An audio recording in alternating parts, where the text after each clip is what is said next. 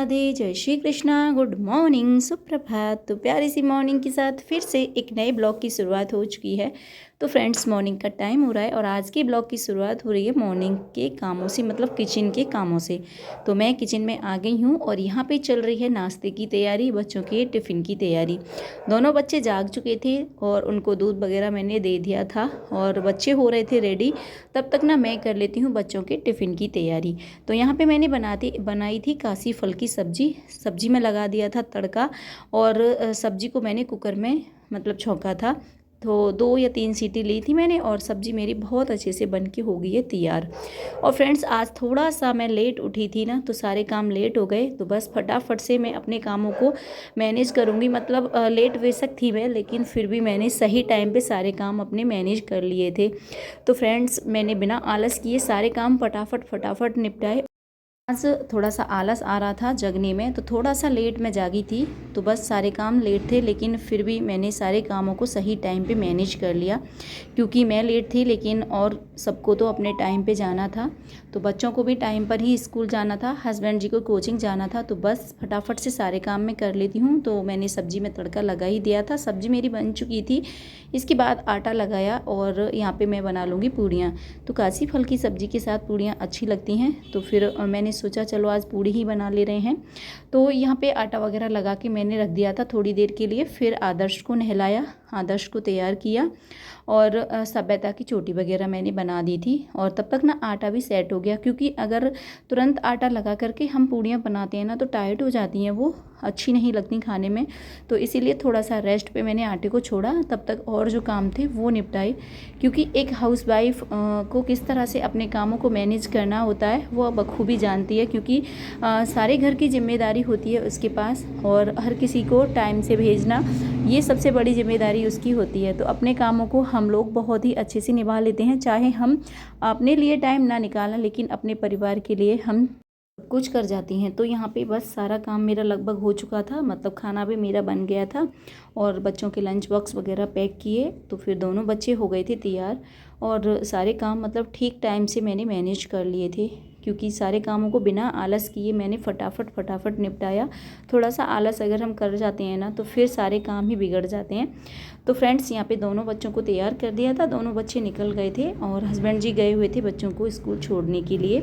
फिर ना मैं आ गई हूँ किचन में और इसके बाद मैंने बनाई थी चाय वगैरह पी। जैसा कि बच्चों के जाने के बाद आराम से बैठ करके हम लोग पीते हैं चाय।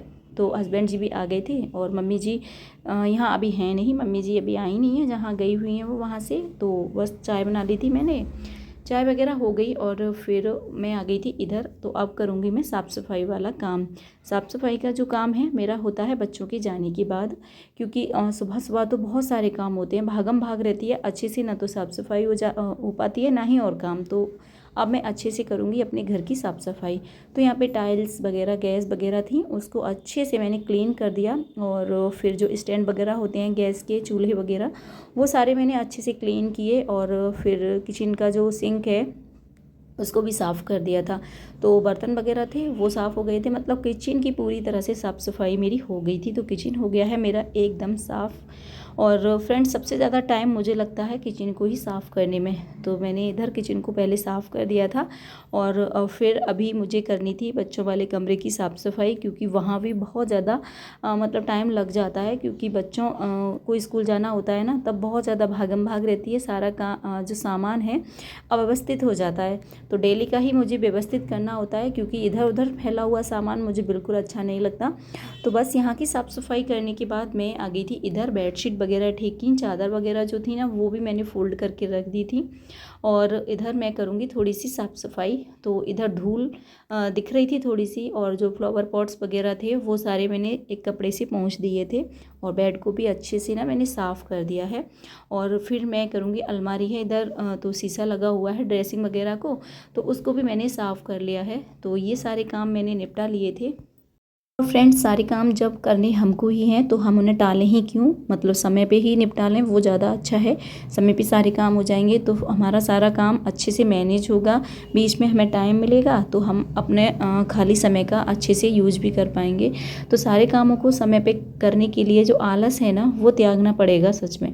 अगर थोड़ा सा भी अगर हम आलस कर जाते हैं ना तो फिर कामों की जो व्यवस्था है वो बिगड़ जाती है, हमारा जो रूटीन है वो बिगड़ जाता है। तो बिना आलस किए फटाफट सारे काम निपटा लिए थे। सारे घर की जो साफ़ सफाई थी वो मैंने शुरू कर दी थी, झाड़ू लगाई, झाड़ू लगाने के बाद यहाँ पे मैंने लगाना शुरू कर दिया पोंछा। तो सारे घर में झाड़ू पोंछे का जो काम था वो मैंने कर दिया था।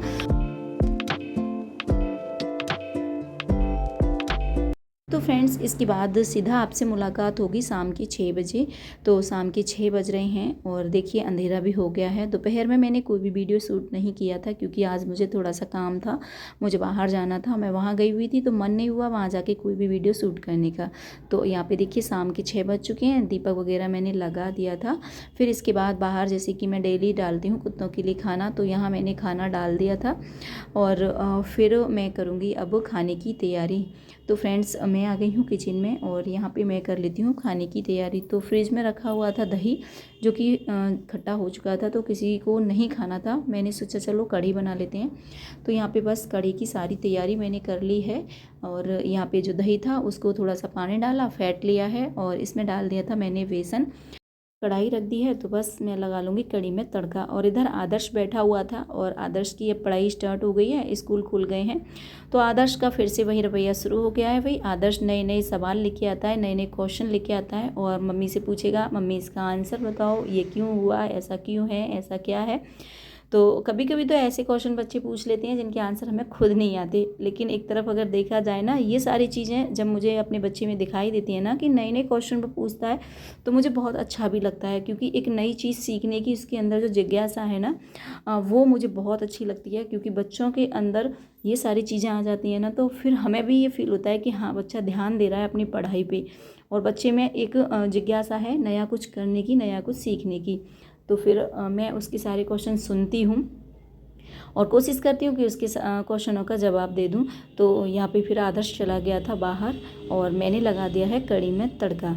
तो यहाँ पे कढ़ी को अगर आप टेस्टी बनाना चाहते हो ना तो एक ट्रिक ज़रूर मैं देना चाहूँगी कि कढ़ी को तड़का लगाने के बाद कभी छोड़ना नहीं है, चलाते रहना है जब तक कि उसमें उबाल ना आ जाए।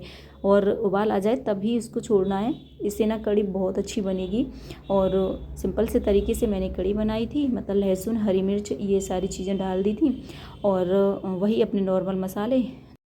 कढ़ी हमारी उबल चुकी है तो कढ़ी को थोड़ा सा और पकाएंगे। और इधर मैंने ले लिया था थोड़ा सा बेसन, मसाले वगैरह इसमें ऐड किए, घोल को बना के तैयार कर लिया है। इधर रख दी थी मैंने कढ़ाई, कढ़ाई में डाल दिया था तेल। तो मैं बनाऊंगी अब पकोड़े और आदर्श को पकोड़े वाली कढ़ी पसंद है तो इसीलिए मैंने सोचा चलो पकोड़े बना ले रहे हैं, कढ़ी तो बना ही रहे हैं।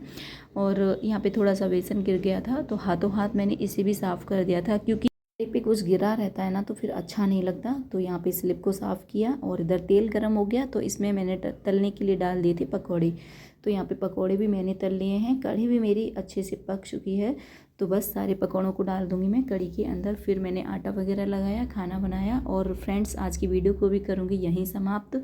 उम्मीद करती हूँ आज की वीडियो आपको अच्छी लगी होगी। तो फिर मिलेंगे ऐसी ही वीडियो में, तब तक बाय बाय, सी यू।